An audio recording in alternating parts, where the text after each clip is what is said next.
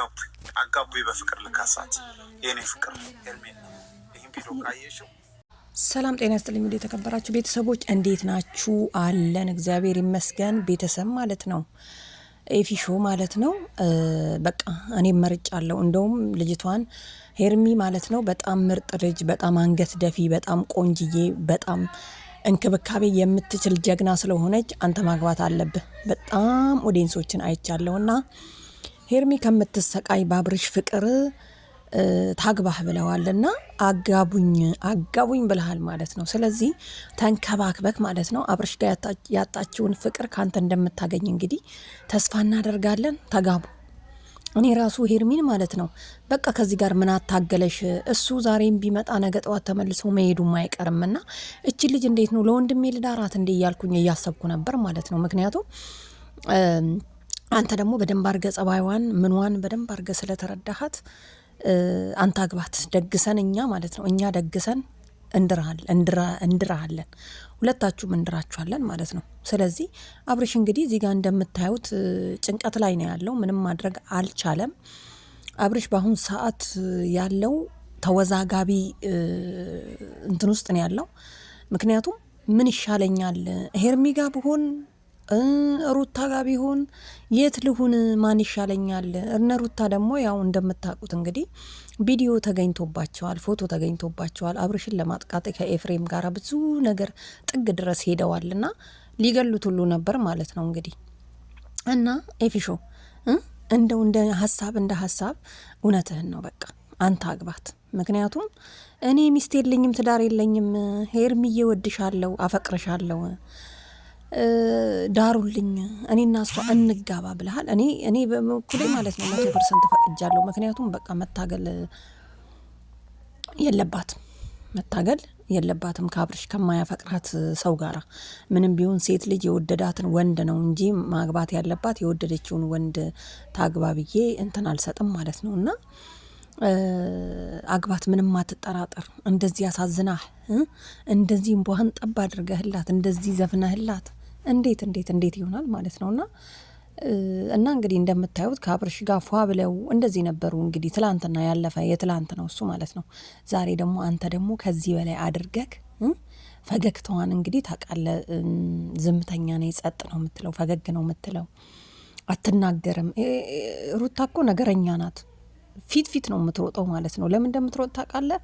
ያው እንትኗን ለመደበቅ ነው፣ የራሷን ጥፋት ለመደበቅ፣ ውሸትን እውነትን ለመደበቅና የሰራችው ስራ አሳፍሯት ነው፣ ግልጽ እንዳይወጣ ማለት ነው። እና ማለት ነው እኔም እደግፍሃለሁ፣ የምትፈልገውን ወጪ እኔ ራሱ ለሄርሚ ማለት ነው የቻልኩትን ያህል። ሰው እንዳቅሙ ነው፣ ካቅሙ በላይ እንትን አይልምና ለማንኛውም ያው ቤተሰቦችን በጣም ብዙ ቤተሰቦች ከታች ሲኮምቱ አይቼ አዎ በቃ ሄርሚ ውጪ ከነሱ ህይወት፣ ምክንያቱም አብርሽ አይጠቅምሽም፣ ለምነሽ እንዳታገቢ፣ ለምነሽ እንዳትሆኝ እያሉ ነው። ስለዚህ ኤፊሾ እንግዲህ ያው የህዝቡን ምርጫም ያንተን ምርጫ ሰምተው ደግፈውሃል ማለት ነው።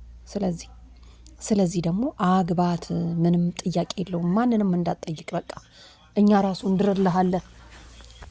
እና ምን ለማለት ፈልጌ መሰለ፣ ተመችቶኛል። አጋቡኝ ስትል ራሱ በቃ የሆነ ልክ ሳይ ምናምን ነገር ዋው በቃ ይሄ ልጅ በፊት የሚወዳት ነበረ፣ እውነትም ተሳካለት በቃ ነው ያልኩት ማለት ነው። ሄርሚ ይሄን ነገር እንደሰማሽ እንግዲህ እርግጠኛ ነኝ ሳሰሚ አቀሬም ወደዛ ፈንጊውና ያው ትቼልሻለሁ በይና ለሩታ ማለት ነው የሆነ ነገር አስቀምጪላትና ከዛ በኋላ በቃ ኤፍሬምም እርር ይበል። ምክንያቱም ኤፍሬም አንቺን ለወንድሙ አብርሃም አዝኖ ሳይሆን ለወንድሙ ወይም ደግሞ ለሩታ ልጅ አዝኖ አባትነቱ ተመችቶት ምናምን ሳይሆን አንቺን ለመበቀል በቀናት ነው እንደዚህ የሚያነሳሳውና በቃ ከሱ ጋራ ተጋቡና ማለት ነው ፏ በሉ። የታባቱ አስቀኘው። ምክንያቱም ያኔ ደግሞ እርር ይበልና እንግዲህ ምን ማድረግ እንደሚችል ያኔ እናያለን ማለት ነው ሁላችንም። ለማንኛውም ቤተሰብ ማለት ነው በኋላ እንመጣበታለን። ሩታ እንግዲህ ይቅርታ እንደጠየቀች እየሰማን ነው የምንገኘው ማለት ነውና ሄርሚ እንግዲህ ምንም እንትን አታድርጊ፣ ምንም ማባበያ ምናምን መስጠት አብርሽዬ እኔ ካንተ ጋር ነኝ ብለው ምናምን ተጠመጠምሽበት። አንቺ ምትቺውን ያህል አድርገሻልና አሁን አንቺ መጥፎ ነገር ስላልሰራሽ ጥሩ ነገር ነው እያደረግሻለሽ እና ምን ለማለት ፈልጌ መሰለሽ ጥሩ ሰው ላይ ነው የሚጥልሽ ማለት ነው። ኤፊሾ ደግሞ በጣም ጀግና ነው፣ ተጫዋች ነው ምናምን ነገር እና የሚመች ይመስለኛል ለሴት እና ስለዚህ በቃ አትለማመጪ እንድርሻለን እኛው እና አብርሽ ደግሞ ማለት ነው አብርሽንና ኤፍሬምን ታቃጥያቸዋለሽ ማለት ነው። መቼም ሰው የሆነ የወደቀውን ነገር ሲያነሱበት ነው የሚናደደውና ኤፍሬም በሱ ተናዶ ነው። አሁን ደግሞ እስቲ እንግዲህ ኤፍሾ ጋር ከገባሽ ደግሞ ምን ማድረግ እንደሚችል አብረን የምናይ ይሆናል ማለት ነው። ቤተሰብ ተመችቶኛል። ምክንያቱም አንዳንዴ የሆነ ነገር እንትን ብለን ሌላ ምንድን ነው የሚባለው የሆነ መንገድ ስትራመድ ግድግዳ ቢኖር እንኳን አደናቀፈኝ ብላ አትመለስ፣ በግድግዳው ጋር ዙሪያውን ዙርና ውጣ ይላል እና ስለዚህ ለማንኛውም ዞረሽም ቢሆን ድልድዩን መፈለግ አለብሽ ማለት ነው። ስለዚህ አትጨቃጨቂ። በቃ አብርሽ ራሱ የደላው እሱ ነው። በሁለት ሴቶች ተፈቅሮ ማለት ነው። ወደለኩ። ለማንኛውም ቤተሰብ ይመቻችሁ።